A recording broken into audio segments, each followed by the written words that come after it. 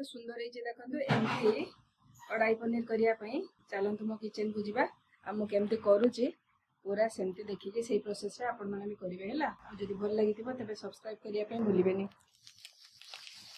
ସେଟା ନା ଟିକେ ମୁଁ କଡ଼ାଇ ପନିର କରୁଥିଲି, ମାନେ ଛୁଆମାନଙ୍କର ଆଜି ଟିକେ ଇଚ୍ଛା ଥିଲା କଡ଼ାଇ ପନିର ଖାଇତେ। ପନିରଟା ତ ଆମ ଘରେ ବହୁତ ବନେ এই ଆଇଟମଟା, ତ ସେଇଥିପାଇଁ ଯାହା ଘରେ ଥିଲା ସେଟା ହେଇ ଆସିଲାଣି।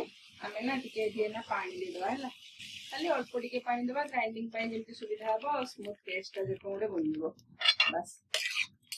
ଆପଣମାନେ ଘରେ ତ ଆମର ପ୍ରାୟ ସବୁବେଳେ ହୁଏ ପନିର, ତ ସବୁବେଳେ କିଛି ପ୍ରଫେସନାଲ ତରିକାରେ କରିହେବ କି? ତ ସର୍ଟକଟ୍ ତରିକାରେ ବି କିଛି କିଛି ଶିଖିବା ଦରକାର।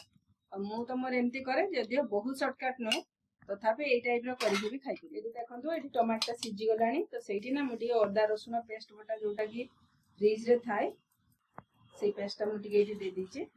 ତ ତାକୁ ବି ମୁଁ ସାଙ୍ଗରେ ଏଇଟା ଭାଜି ନେଉଛି। ଯଦି ପେଷ୍ଟ ନଥିବ ତ ତାହେଲେ ସେ ଭାଜିଲା ବେଳେ ଅଦା ରସୁଣ ଟିକେ ଗୋଟା ବି ପକେଇ ଦେଇପାରିବେ। 3-4ଟା ରସୁଣ ଦେବେ ଆଉ ଟିକେ ଖାଲି ଅଦା ଦେବେ ଆଉ କିଛି। ଏଠି ମୁଁ ସବୁ ଗ୍ରାଇଣ୍ଡର ଜାରରେ ନେଇଯାଇଛି, ଟିକେ ଥଣ୍ଡା ହେଲା ପରେ ତାକୁ ଗ୍ରାଇଣ୍ଡିଙ୍ଗ କରିବି ହେଲା। ସେଇଟା ଥଣ୍ଡା ହେବା ଭିତରେ ନା ମୁଁ ପନିର ଗୁଡ଼ା କାଟି ନେଉଛି। ମୁଁ ଏଇଟା ଆଜି 250 ପନିର ଆଣିଥିଲି, ତ ଆପଣ ଆପଣଙ୍କ ହିସାବରେ ଦେଖିନେବେ କେତେ ପନିର ଦରକାର। ଟ୍ୟୁବ୍ ଷ୍ଟାଇଲରେ କାଟିଦେବି ହେଲା। ଆମର କଞ୍ଚା ପନିର ବି ମେଞ୍ଚେ ସବୁ ଖାଇ ପକାନ୍ତି ଆଗେ। ମୋ ସାନ ଝିଅ ତ ଆଗେ କଞ୍ଚା ପନିର ଖାଇବ ହିଁ ଖାଇବ। ଆମର ତ କଞ୍ଚା ପନିର ସମସ୍ତେ ଟିକେ ଟିକେ ମାନେ ସମସ୍ତେ ମାନେ କିସ, ମୋ ଝିଅ ଆଗେ ନିଶ୍ଚିତ ଖାଇବ, ତାକୁ କଞ୍ଚା ପନିରଟା ହିଁ ବେଶୀ ଭଲ ଲାଗେ। ମୋର ତ ପନିର ତରକାରୀ ଏତେ ପସନ୍ଦ ନୁହେଁ, ତ ସେଇଥିପାଇଁ ମୁଁ ବି ଟିକେ କଞ୍ଚା ପନିର ଖାଏ। ଆପଣମାନେ ଭଲ ପାଆନ୍ତି ନା ନାହିଁ ମତେ କମେଣ୍ଟରେ କହିବେ ହେଲା।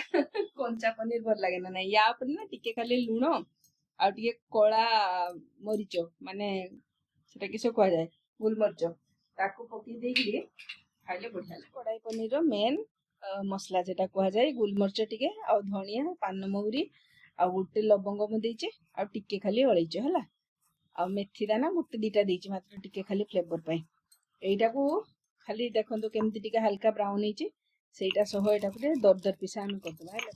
ମୁଁ ଏଇ ଯୋଉ କୁଟାଟା ଆପଣମାନେ ଦେଖୁଛନ୍ତି ନା, ଏଇଟା ମୁଁ ଆରଥର ଓଡ଼ିଶା ଯାଇଥିଲି, ଆମ ଗାଁରେ ଚନ୍ଦନେଶ୍ୱର ମନ୍ଦିର ଯାଇଥିଲେ ସେଠି ବୁଲିବା ପାଇଁ, ସେଇଠୁ ଏଇ କୁଟାଟା ଆଣିଥିଲି। ବହୁତ ସୁନ୍ଦର, ସେଠି ପଥର ଜିନିଷ ବହୁତ ସୁନ୍ଦର ସୁନ୍ଦର ମିଳୁଥିଲା, କିନ୍ତୁ କିସ ହେଲା ନା ସବୁ ବ୍ୟାଗରେ ନେଇକିରି ଆସିବା ପାଇଁ ବହୁତ ଭାରି ହେଇଯିବ। ତ ସେଇଥିପାଇଁ ମୁଁ ମାତ୍ର ଏଇଟା ଆଣିଥିଲି। ଏଇଟା ବି ଗାଡ଼ି ଶୁଣି ଶୁଣିକି ଆଣିଛି। ମୁଁ ତ ଓଡ଼ିଶା ଗଲେ ସବୁ ଜିନିଷ ବୋହିକିରି ଚାଲେ, ତା ଭିତରେ ଏଇଟା ଗୋଟେ ଭାରି ଜିନିଷ ଥିଲା। ମତେ ତ ମନ ହୁଏ ପୁରା ଓଡ଼ିଶାଟା ଉଠେଇକି ନେଇ ଆସିବି। ମୋ ଛୁଆମାନେ ହିଁ ସେଇଟା କୁହନ୍ତି। ହେଲେ ଆମର ମିକ୍ସଚର, ମୁଢ଼ି ଆଉ ଅନ୍ୟାନ୍ୟ ଆମ୍ବୁଲ ତେନ୍ତୁଳି ଯାହା ସବୁ ଦେଖନ୍ତୁ ଏଇଟା ସବୁ ହେଇଗଲା।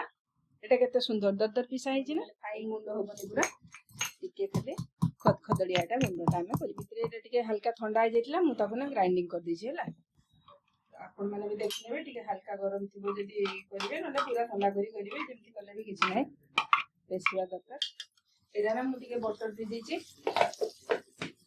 ସିଏ ବଟର ଦେଲେ ତା ଟେଷ୍ଟ ନା ଟିକେ ଭଲ ଲାଗେ ହେଲା। ତା ସାଙ୍ଗରେ ନା ଟିକେ ରିଫାଇନ ଦେଇଦେବି ହେଲା। ଏଇଟା ଯୋଉ ଗ୍ରାଇଣ୍ଡିଙ୍ଗ କରିଥିଲି ସେଟାକୁ ଏଇଠି ପକେଇଦେବି, ଆଉ ଟିକେ ଏଠି ପାଣି ଦେଇକି ଧୋଇକି ପକେଇଦେବି। ଗରମରେ ଏସବୁ କରିବା ପାଇଁ ବିଲକୁଲ ବି ଇଚ୍ଛା ନାହିଁ। ମୋର ତ ଇଚ୍ଛା ଥିଲା ଟିକେ ଡାଲମା ରୁଟି କରିଦେଇଥାନ୍ତି, ବାସ୍ କାମ ଛିଡ଼ି ଯାଇଥାନ୍ତା।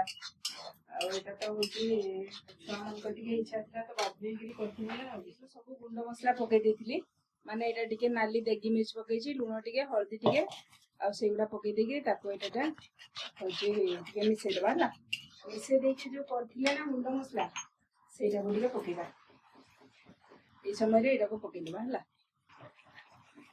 এইটা হচ্ছে মেন, ଆଉ କିଛି ମସଲା ପକେଇବେନି। ଲାଷ୍ଟରେ ଟିକେ ଗରମ ମସଲା, ବଢିଆ ବାସ୍ନା, ଆରେ ଫ୍ଲେଭରଟା ମେନ୍।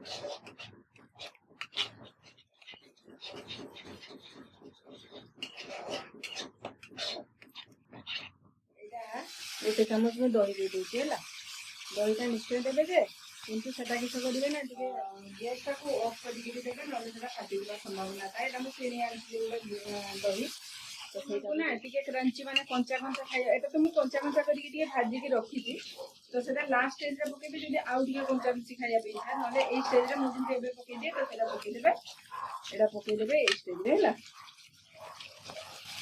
ଦେଖନ୍ତୁ ମୁଁ ପନିରଟା ନା ଟିକେ ଖାଲି ହାଲକା ଫ୍ରାଏ କରିକି ରଖିଦେଇକି ତା ସାଙ୍ଗରେ ସେଟା ପକେଇଦେଲି।